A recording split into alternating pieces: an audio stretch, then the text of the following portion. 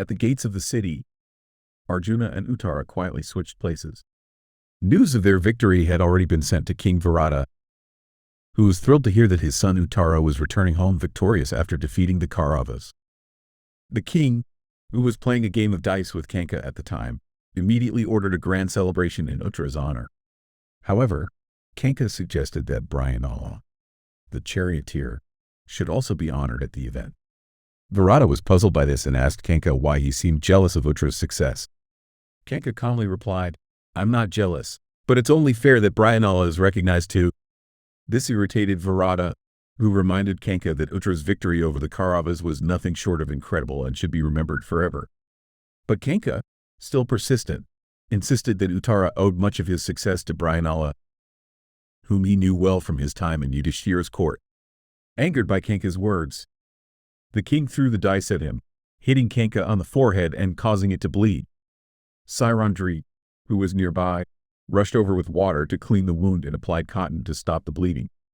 When the king questioned her concern over such a minor injury, she warned him that every drop of Kanka's blood that touched the ground could bring years of drought upon the kingdom. She explained that she was only trying to prevent such a disaster. Realizing his mistake, King Virata felt regret for his rash action, though he did not apologize. Just then, the chamberlain announced that Prince Uttara and Bryanala had arrived. The king was eager to see his son and ordered Uttara to be brought to him immediately. Kanka, however, asked that only Uttara be allowed in. When Uttara entered and saw Kanka's bleeding forehead, he was shocked. After hearing the king's explanation, Uttara insisted that his father apologize to Kanka at once. Confused by his son's urgency, the king finally asked for Kanka's forgiveness. Kanka graciously accepted the apology, assuring the king that he held no ill feelings. He reminded Virata of his kindness in offering them refuge and said he was thankful for that. King Virata then turned to Uttara, eager to hear the full story of the victory. He praised his son for his achievement. King Virata, in awe of his son's victory, exclaimed, "This is an incredible achievement.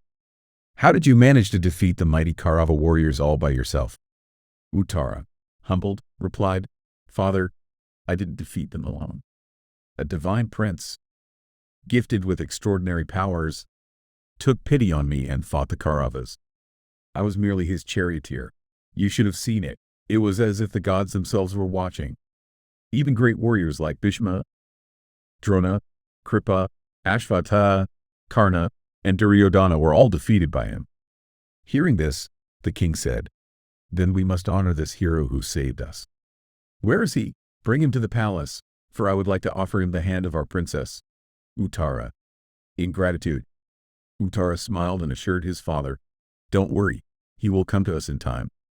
But first, we should show our respect to Kanka, who also saved you in our kingdom by defeating Sasarma in the southern campaign. I just learned about it from the chamberlain." The king then recounted Sasarma's defeat and praised Kanka again for being the mastermind behind their success. Meanwhile, Bryanala presented Princess Uttara with the colorful fabric pieces as a gift. The following day, a grand celebration was held in the court to honor the victory. Leading citizens, nobles, and high officials gathered in the hall, and Kanka, Valala, Bryanala, Damagranthi, and Tantripala were seated in places typically reserved for royalty. Many believed the king had given them special seats as a gesture of his appreciation. When King Virata entered the hall, everyone stood to greet him, except for the Pandavas, who remained seated. Confused by their actions, the king addressed Kanka, saying, "O noble Brahmin, I am surprised by your behavior. This entire celebration is meant to honor you, and yet you stay seated as the king enters." Bryanala stood up and, with great respect, introduced Kanka. "Your Majesty, let me reveal that Kanka is not just a simple man. He is actually someone far greater. He is none other than the emperor who performed the grand Rajasuya Yaga, the noble soul who conquered the four corners of the world, and the one hailed as a man without enemies. He is a generous king, a symbol of truth, non-violence, and forgiveness, who gave away all his wealth to the needy and scholars, leaving the royal treasury empty for the sake of others."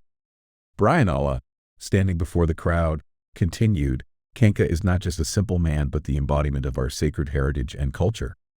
He is known across India by every household as Dharmaraja, the righteous king. This title has become his name, and he is loved and revered by all. Kanka is none other than Yudhishthira, the eldest of the Pandavas. As Yudhishthira stood up with folded hands, the entire gathering rose to their feet in respect, giving him a standing ovation. King Virata, realizing his mistake, immediately bowed to Yudhishthira and apologized for unknowingly treating him as a subordinate. Yudhishthira embraced the king warmly, showing no resentment. Virata then offered him his throne, his kingdom, and his service as a gesture of gratitude.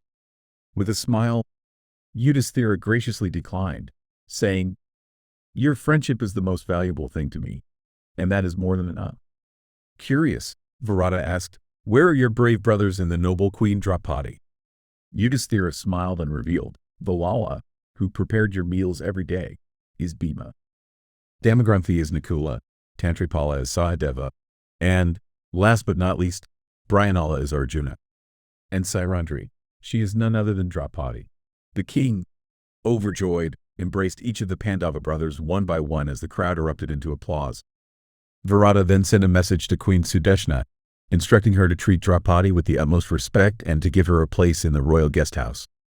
Prince Uttara then stood up and declared, "Yesterday, it was not Bryanala, but Arjuna, who single-handedly defeated the mighty Kaurava heroes. It was my great honor to serve as his charioteer." The victory celebrations left the people thrilled, and as they returned home, they couldn't stop talking about the incredible and dramatic events of the day.